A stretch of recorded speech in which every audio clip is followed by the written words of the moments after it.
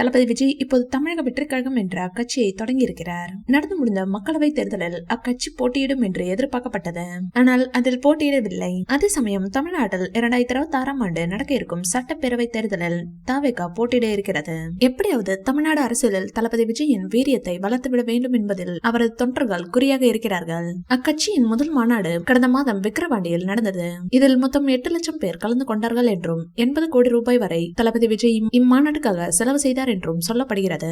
மாநாட்டில் பேசிய தளபதி விஜய் தன்னுடைய எதிரி திமுக தான் என்பதை தெளிவுபடுத்திவிட்டார். இதனால் தமிழ்நாடு அரசியலில் புதிய விவாதங்கள் எழ ஆரம்பித்திருக்கின்றன.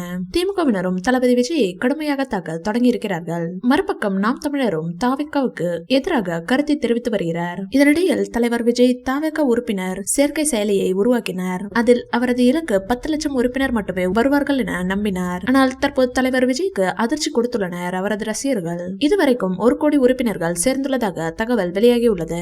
இத்தனை வருடங்களாக இருக்கும் திமுகவில் கூட இத்தனை உறுப்பினர்கள் இல்லை. ஆனால் தளபதி விஜய் அவர்கள் ஒரு வருடத்திலேயே இந்த சாதனையை நிகழ்த்தியுள்ளார். இது மட்டுமல்லாமல் திமுகவில் இருக்கும் பாதி தொண்டர்கள் தாவேகாவில் இணைந்துள்ளதாக தகவல் வெளியாகியுள்ளது. கண்டிப்பாக தலைவர் விஜய் 2026இல் தமிழ்நாடு சிஎம் என உறுதியாகிவிட்டது. இந்த வீடியோ பிடிச்சிருந்தா லைக் பண்ணுங்க, ஷேர் பண்ணுங்க. மேலும் விஜய் சார் பற்றிய தகவல்களுக்கு எங்க சேனலை சப்ஸ்கிரைப் பண்ணுங்க.